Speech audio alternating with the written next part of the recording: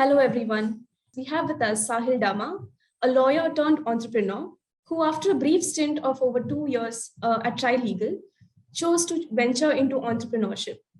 Sahil is a graduate of National Law University, Jodhpur, and was previously one of the co founders of WorldWise, a profitable online legal edtech company. He later went on to secure a seat as one of the 40 founders in residence at Entrepreneur First, which is a highly selective 3 month long program run in 6 cities across the globe.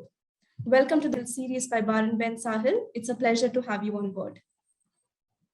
Thank you so much, Jelsyna. It's wonderful to be here. And as someone who's been reading Bar and Bench for a very long time, it's just wonderful to be on the platform. Great to know. All right. So jumping straight into your journey and transition from a lawyer to a legal tech entrepreneur, what was the turning point in your life that made you venture into entrepreneurship?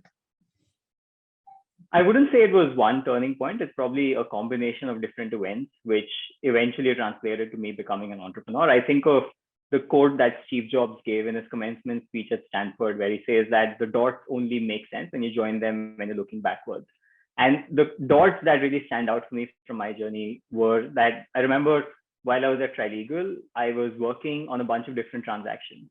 And usually transactions involve a lot of moving pieces. But for me, the most exciting part was interacting with founders. And I saw so many people who were not much older than I was, and they were running these amazing companies, overseeing 50, 500 different employees. And whenever I interacted with these people, I was just struck by their ability to create something cool and create this amazing organization. And on the other side, I was reviewing these documents, which is important, but for me, it wasn't the most exciting thing in the world to do. And I wanted to be on the other side of the table and actually start something of my own, create an organization that has some sort of a legacy. And I really enjoyed that sense of ownership. I think for me, the biggest thread that has been consistent is that I enjoy being responsible for a lot of different things and not just responsible for one piece of the puzzle. And if I were to trace this back to the time when I was also studying at school, I remember that at the age of 16, 17, I was starting this online magazine with a friend of mine. And now that I think about it, it was also because I like that sense of ownership. I like being able to create something new and taking something from 0 to 1. And even back then, my influences were movies like The Social Network, where I looked at Mark Zuckerberg and I was like, wow, this guy's life must be cool. So it's that thread which continued till I eventually took the plunge. But obviously, it wasn't until recently that I could join all the dots and figure out, okay, this is where life was taking me. Right. And how difficult was it to quit a cushy tier 1 law firm job at Trilegal to take a 6 month sabbatical before you stepped foot into your entrepreneurial journey? So I don't think it was particularly difficult. And I say this because I identify that I come from a position of privilege. This privilege doesn't come from my family or anything. It just comes from the fact that when you work at a law firm for a while, they pay you a lot of money, and that allows you to create a cushioning. And I knew that with this cushioning, I would have a runway of about 2 to 3 years where I could afford to do whatever I wanted within the realm of reasonableness, right? Obviously, I wasn't going and having these fancy journeys and whatever, but I knew that I had to extend my runway to at least 2 years, which, doing simple math, I knew how much I had to spend per day to ensure that I survive for 2 years. So that part of it wasn't very difficult, right? Because by then I'd already made up my mind. I told you about how I'd interacted with founders, and that was pivotal in my decision. And when I was at Trilegal, I often had this FOMO where I saw so many startups happening all over the place, and I felt like I was getting left out of the fun. So that part was fine. And I think that was also made easy by the influences that I was consuming. So I was reading and listening to a lot of stuff by this entrepreneur called Naval Ravikant. And he talks a lot about taking calculated risks and pivoting away from, let's say, doing a stable job to building something of your own. Jeff Bezos has this idea called the regret minimization framework, which basically says that you should take decisions today, which you would regret not taking when you're 80 years old. So his idea is that when you're 80, you're probably going to regret not starting that company, not taking that plunge, versus regretting quitting your job. So those influences also played a part, which allowed me to convince myself that this is something I wanted to do. And that's where the journey really starts. You need to convince yourself before you convince anyone else. Once I was convinced, I then had to convince my family. And I think that was actually the most difficult part of it, because they had no idea why anyone would want to do this, right? Because you're at a law firm making a killing, respectable member of society. And my family thought, this guy has made it. Like, we're proud of our kid, amazing, smart boy. And suddenly he's saying, I want to quit all of this and venture out and do something of my own. So that process, I think, took a couple of months. But since then, they've come to terms with, with the decision. Right. Very interesting. Can you tell us a little bit about your first company that you started, and what were the learnings from the startup that helped you build and create WorldWise? So WorldWise actually wasn't the first company that I started. I started a company called Legal. And that's Right. fine. Not many people know of Legal because I intentionally don't talk about Legal. But let's talk about Legal in any case, now that we have the chance. So Legal was a marketplace which connected lawyers with clients, right? And the problem that I had identified when I was working at Trilegal was that it's great for clients like Amazon and Facebook to hire these big fancy law firms. What really happens is that there are a lot of smaller companies or medium and small enterprises which struggle to find the right lawyer for their needs, right? So let's assume I'm in a small town like Aurangabad where I stay, and I may be running a medium-sized industry over here. If I now have a case in Bombay or in Delhi, and if I have to engage a law firm, it's really hard because the industry isn't transparent, right? I will have to go ask for a referral, and that referral may give me a lead. I don't know if this lawyer is any good. I don't know how much money they're going to charge, whether that money is fair or not. So it's a very opaque system. And I figured that as an insider, I wanted to change that system. So I was creating a marketplace which would allow clients to find the right lawyers for their needs. And that was my first venture. I was learning everything on the go. As a solo founder, I made the website, did the sales and marketing, figured out where this platform's going to go. But 6 months in, I realized that it really wasn't working out. It wasn't scaling as quickly as I wanted to. And that's when I decided to move to WorldWise. So we can talk about WorldWise separately, but since you mentioned the first venture, given that I haven't really spoken too much about it, that was the first venture. Right. And what were the learnings from this first startup that helped you build WorldWise, which was a profitable legal edtech company? I think the biggest learning was that I wanted someone to do it with, because as a solo founder, it gets really, really lonely. And the loneliness isn't just in having to do everything by yourself, which is definitely a problem in itself, right? The loneliness also comes from not having anyone to brainstorm ideas with, right? So if you're frustrated at 9 p.m. because the day didn't go well or sales didn't happen, there's no one to chat with. And it really takes an emotional toll on you. So I think that was the first learning. I wanted to have a partner in crime if I ever did this again. The second was also about having to push hard. And this sounds very cliched, but I think the expectation that I had by seeing all these successful founders was that things will work out very quickly. But that actually wasn't the case, because in the first 6 months that I was running Legal, almost nothing really happened. We had maybe 4 or 5 clients who used the platform and a couple of law firms and lawyers who joined the platform. And at that point, I spent 1 year just loafing around, right? 6 months of travel and 6 months of Legal. And at that point, I could have gone back to a law firm because that opportunity still existed, or I could have chosen to persist. And given that I'd carved that period out, where when I was quitting, I said I will give myself at least 2 years, I decided to persist with another idea instead of going back to a conventional job. So it was a conversation that I had before taking the plunge. I think that's an important lesson, because after you take the plunge, you'll have a lot of emotional moments where you may not make the most rational of decisions. But because I thought about how this will last for 2 years, regardless of what happens, after Legal didn't work out, I was still able to move forward and start WorldWise. So I think those were the 2 most important lessons for me. So what was the moment like, or rather what prompted you to put an end to WorldWise, given that you all were a profitable startup, despite being bootstrapped? So with WorldWise, it was actually a whirlwind of a ride, because I had a great founder and friend working with me. And we debated in college together. We traveled together. We were just really good friends. We were brothers, effectively. And this person, his name is Sanjay, also has law firm experience, also cared about entrepreneurship. So given that we were building something together, I think we had a lot of enthusiasm which sustained us for a very long time, right? And we were bootstrapped, yet we decided to become profitable. we haven't discussed this, but WorldWise essentially was creating courses with the best lawyers in the country.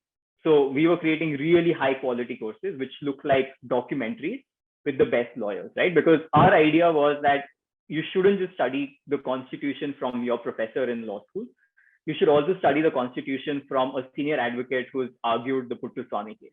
Or you shouldn't just study arbitration from your arbitration professor. You should also study from a partner at Shardul Amarchand Mangaldas, who's also on the CIAC and the LCIA. So we were democratizing access to knowledge effectively. And that mission really kept us going for a very long time. I think after about 14, 15 months of running this, we came to a realization that the legal education market is not actually very big, right? Legal education is a very small fraction of edtech as a whole. And we knew that from the beginning. And we had a choice then. Do we want to also move beyond legal education and create similar courses for other fields, right? Economics or politics, where you get Shashi Tharoor to teach how the parliamentary system works, or you get Barkha Dutt to teach how journalism works. So that was the vision we had. We start with the law, get the best lawyers on a platform, and then you replicate this for other intellectuals in other domains. And when we reached that stage, we realized that we didn't really have the expertise to be able to create a course with, let's say, someone like a Barkha, right? Or create a course on economics, because we could do it for the law since we were lawyers ourselves, but we couldn't do it for another domain. And we also pitched to investors at that point of time, and they expressed those same concerns. They said, you've done it for the law, that's great, but I don't know if you can do it for economics. So we reached a point where we thought we could continue with this because we are profitable and drawing money, but it was also becoming an opportunity cost. And by then my ambitions had become bigger, where I didn't just want to run a bootstrap business. I actually wanted to create a larger venture scale business. So Sanjay and I discussed, and we decided that it would be best if we went our separate ways. I decided to join Entrepreneurs First. Sanjay decided to join another company. And coincidentally, what also happened was that we approached Upgrad, which is an Indian edtech unicorn. And we told them that our courses were great, really high quality, and that they would work well with their current offerings. And Upgrad decided to acquire them. So Upgrad then acquired all of our IP, all of our courses in data, and both Sanjay and I could move on to different ventures. Awesome, awesome. All right. So you were one among the chosen 40 founders in residence at Entrepreneur First. Can you share with our viewers a little about Entrepreneur First? And also, what did it take to get through over 4,000 applications for a platform as esteemed as Entrepreneur First? Right. So there's also a story there. I think I'm like that old uncle who just has a story for everything, but it's just been a fair bit of an adventure, to be honest. I applied to EF 4 times and I made it on my 4th attempt. I had applied 3 previous times. The first time I'd applied when I just started traveling, like the yellow hair guy who was also like, entrepreneurship is what I want to do. So I sent an application at that point of time. And then while I was traveling, while I was trying legal, while I was trying WorldWise, I sent different applications and I got rejected all of those times. The 4th time when I applied, we'd actually made something out of WorldWise, right? So I could actually say I am an entrepreneur. Before that, I was an aspiring entrepreneur. Now I could say, listen, boss, I am actually a profitable entrepreneur, which in the world of startups is a very rare thing as we're seeing right now. So I must have clearly gotten something right. And I sent an application. The application is pretty exhaustive. They ask you questions about your motivation as a founder. Which industry would you like to disrupt? What's your unique edge as a founder? What makes you special versus other founders in the industry? And I filled out answers for all of those questions. By now, I'd gotten very comfortable with those questions. And then I had 2 rounds of interviews. And in the interview, one of the interviews also said, haven't you applied before? And I was like, I've applied 3 times before. And I was hoping you wouldn't remember that because my previous applications were kind of embarrassing. But we had a nice laugh about it. And in that moment, I sort of knew, right? Because you know that if you have that rapport with your interviewer, it's something's clicking. And that worked out, thankfully. I joined EF and it's been wonderful since then. We can talk about EF at length if you want.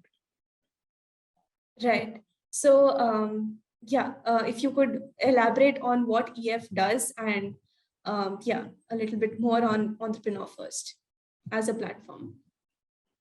So Entrepreneur First is a global talent incubator. Okay, let's break down all of those 3 words. Global talent incubator. Global is just worldwide. They have operations in 6 cities, as you mentioned earlier. They have operations in London, Berlin, Paris, Toronto, Singapore, and Bangalore. Talent means that they are not investing in companies. So unlike other incubators, like let's say Y Combinator, which invests in companies that already have traction, EF invests in talent, which means it only invests in people. What EF is determining is whether you as an individual are capable of starting a groundbreaking company or not. So you don't need an idea. You don't need a co-founder. You only have to convince them that you have it in you to be able to start a large, successful venture-backed company. So once EF makes its selection, it's a program that goes on for 6 months. The first 3 months are targeted towards finding a co-founder in that pool of 40, 45 different founders. So you find a co-founder, you brainstorm ideas, EF mentors you. The first 3 months is just dedicated to figuring things out. And during that period, EF also pays you a healthy stipend because they want to de-risk the exploration that you're doing.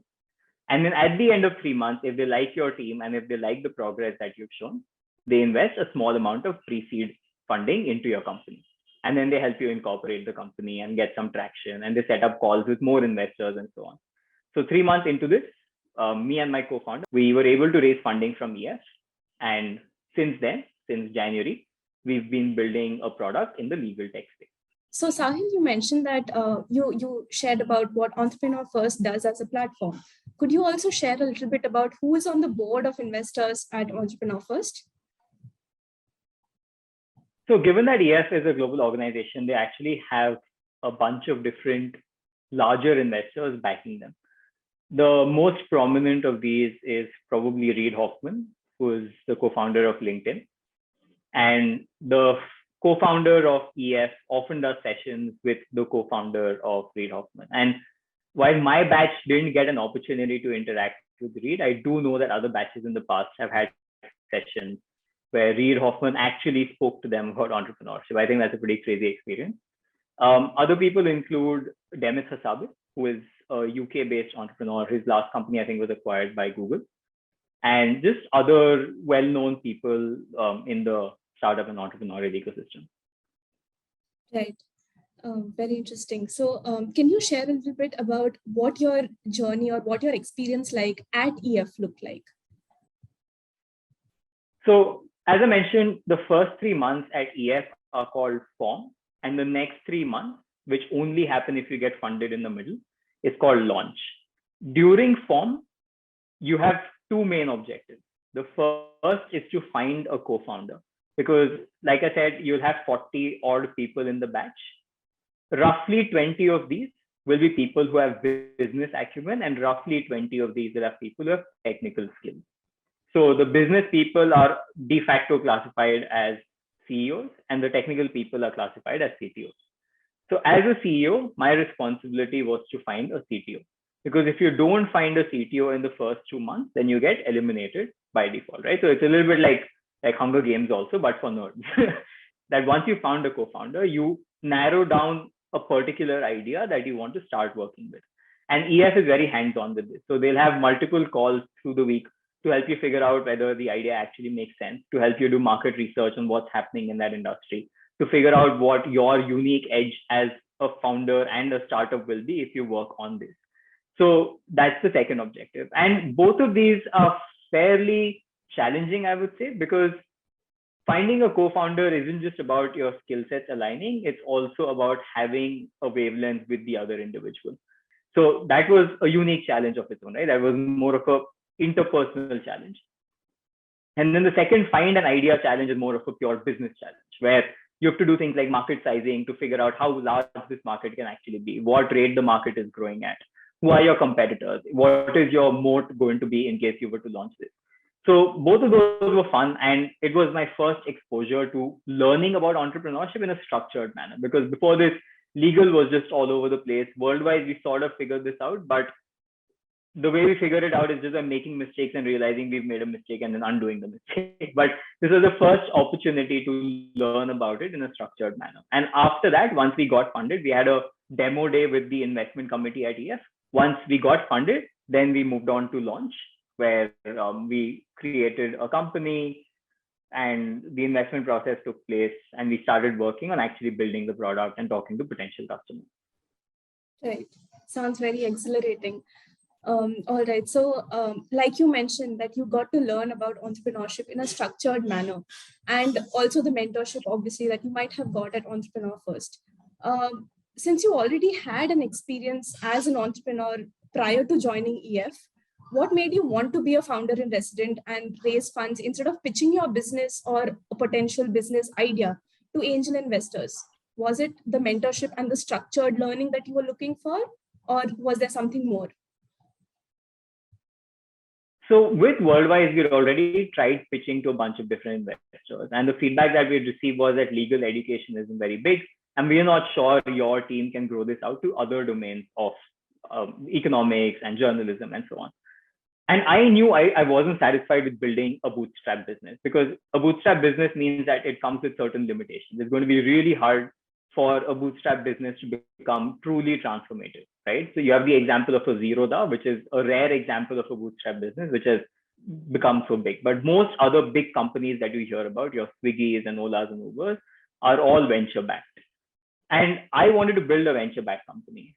And EF was the perfect platform for that, because in the first 3 months, when you're actually learning about ideas and finding a teammate, EF does pay you. So in that sense, there's little risk involved, because even if you don't get funded after 3 months, it's still fine, because you can walk away having gained from that experience, made some friends, built a nice network. And if EF does decide to fund you, then they also open doors for other investors in the future, because EF has that network globally. And that's the stage we're at, because after the funding, we've been building the product and we are trying to launch it in the market. And at the same time, we've been talking to more investors through EF's network to be able to raise a larger round so that we can move faster. So that was my primary motivation. I wanted to study, obviously learn about it in a structured manner, but I also wanted to build something that was more ambitious than just a bootstrap business. Right. All right. So what is it that you're currently working on? If you can share a little bit about what the business that you're setting up right now is, and what was the thought behind, ideating on something like this? Was it something that came up when you were a founder in resident, or did you already have this thought going on before you joined EF, that this is what your next business would want to look like? I did not have this before joining EF, because I just spent so much energy working on WorldWise that I didn't really have the bandwidth to think about other startup ideas. When I joined EF, given that EF creates that space for you to be able to brainstorm and think about ideas in a structured manner, I knew that I wanted to build something in the legal space, because EF strongly emphasizes on finding your edge, right? That's something I've mentioned before, where they think that every founder has a unique ability in a particular domain or with a particular technology, right? So if someone has a background in music, they should probably be building something in the music space. If someone has a background in artificial intelligence, they should be building something that has AI. So given that I had a legal background, it was fairly clear that I had to build something in the legal space. And one of the problems that I had noticed when I was working as a lawyer was that drafting and reviewing contracts was just really time consuming. And it was also very inefficient, right? Because if you're reviewing, let's say, a 30-page agreement, you would have to read every single line maybe 5-6 times to ensure that nothing is being missed. And this becomes really cumbersome, because now I do the review as a junior most lawyer. It goes to my senior. They have to ensure I don't make any mistakes. Then it goes to a partner, and the partner has to ensure that no one made any mistakes. So we are building artificial intelligence to be able to streamline this process, where the AI acts as an intelligent assistant while reviewing or drafting a contract. So it won't replace a lawyer, of course, because a contract has a lot of subjectivities where you still want a human to be involved in the process. But instead of the human having to read every single thing line by line 5 times, the AI will already make predictions of what seems wrong or what seems fine. And then the human can only verify whether the predictions made by the AI are fine or not. So we're building technology to be able to automate the process of contract drafting and contract review. Got it. So how is it that the current business that you're developing, how is this different from probably say other AI-powered softwares that are working in the space of automated contract drafting and reviewing? Right. So I think AI in legal tech is still very much in its early days. And our product is going to be different in a couple of ways, right? The first is that having worked as a lawyer, I understand the lawyer's workflow.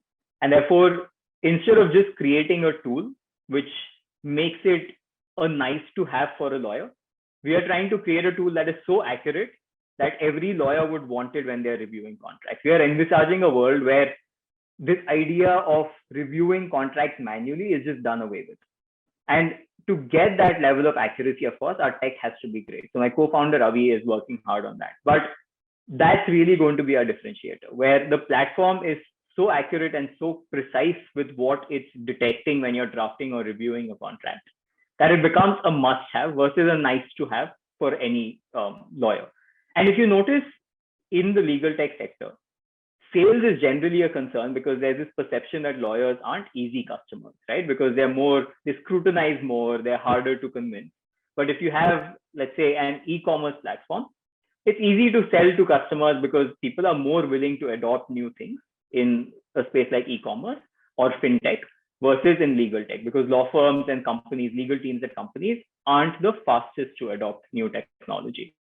And therefore, accuracy becomes critical for us, because if we are actually able to deliver on the promise of this being so accurate that it's reducing your review time or your drafting time by half, then there's no reason why any lawyer would not want to use this platform, right? Because instead of now spending 10 hours on reviewing a contract or 10 hours on drafting an employment agreement, if I can do it in 5, it's great for me, because as we all know, lawyers are really overworked and they can then spend that extra time on things that are more valuable, such as getting more clients or doing legal research, things that you just can't automate. So, Saahil, if I may end this interview by asking you to share a piece of advice for our viewers who are potentially law students or probably lawyers who want to venture into entrepreneurship after law school, or take a break from their stint currently as lawyers and then venture into entrepreneurship, since there is a high risk involved in venturing into something completely different. What advice would you like to share?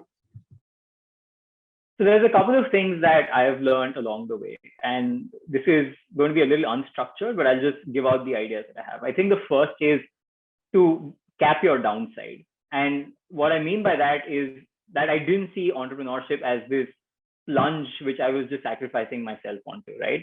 I knew what my exit plan was. I said 2 years is what I'm going to give myself. If it doesn't work out, I'm going to get back to being a lawyer. I knew I had the financial runway for 2 years. I'd also spoken to my boss at Trilegal, who was kind enough to say that, listen, I know you're trying something brave. If it doesn't work out, you can come back. So I'd done a lot of groundwork to know where the exit is in case this burns down, right? And I think that's very important, because whenever you're doing anything unconventional, it's very tempting to just go all out. And maybe it works for some people, but at least for me, knowing that there was a safety net made the experience a lot less scary. Because if I'd committed all in and I didn't know what would happen if things didn't work out, then it would get really frustrating when on the bad days.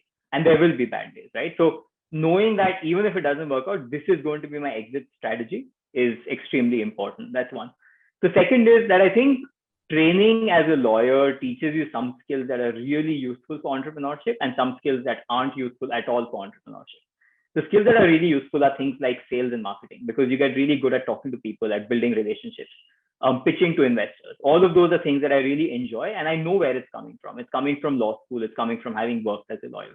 But at the same time, there are things that training as a lawyer does to you, which is not valuable at all when you're being an entrepreneur. So something like, let's say, attention to detail, right? As a lawyer, you're trained to read every single line multiple times and ensure that a comma is put at the right place and not at the wrong place. When you're preparing a pitch deck or writing an email to an investor, they really don't care about whether the comma is at the right place or not. They don't care about whether the pitch deck looks proper or not, right? They care about what's actually happening under the hood of the startup. And therefore, I had to retrain myself for that, because I used to focus so much on these small nuances that don't actually matter when you're a founder. Because as a founder, at a very high level, what matters is whether you've built something that people like, right? And therefore, you have to work a lot faster. You don't have as much time to nitpick on small things. And therefore, you have to understand what is the retraining that will be required and be open to retrain yourself accordingly. I see a lot of lawyers struggling with that because it's not very intuitive. You're just used to focusing on things in a lot more detail and not executing quickly and getting things done. And the third large piece of advice I would have is also knowing why you want to do this is critical because, and I'm sure this is true for other domains also of lawyers wanting to move to X, Y, or Z. It's not a good idea if you're doing it for external reasons such as peer pressure or wanting to impress someone or something intangible like that, right? I think the motivation at its core has to be true. And the motivation for me was the fact that I've enjoyed building stuff. It was the fact that I like taking ownership, and I like being the topmost person in the hierarchy as opposed to being the junior most person in the hierarchy. I like the responsibility that comes with that, and I just like building things. And therefore, once I was able to identify that this is my motivation, it kept me going even when things weren't working out. Because if my motivation was to become the next Mark Zuckerberg, remember I spoke about social network and how I really appreciated Mark. If that was my motivation, I would have quit a long time ago, right? Because I'm nowhere close to being Mark Zuckerberg right now, and I don't think I ever will be. But even on the bad days, I like the fact that I'm getting to create something new. I like the freedom it gives me, the fact that I can creatively come up with different ideas and brainstorm and like modify the product in certain ways, modify the sales strategy in certain ways. I like all of that, which has allowed me to stick to this for about 3 years now. And for people who want to make that switch, before they do, getting that motivation component right is absolutely critical. So I think those three would be the most helpful advice I have. Right. That was a very insightful piece of advice. All right, Saahil, thank you so much for joining in and sharing your views and sharing all about your journey from a lawyer to an entrepreneur. It was a pleasure having you. Thank you so much, Jelsyna. This was fantastic. And like I said, I'm a big fan of Bar and Bench. So it's great to be on the platform, and I really find people find this helpful. Subscribe to our YouTube channel and click the bell icon.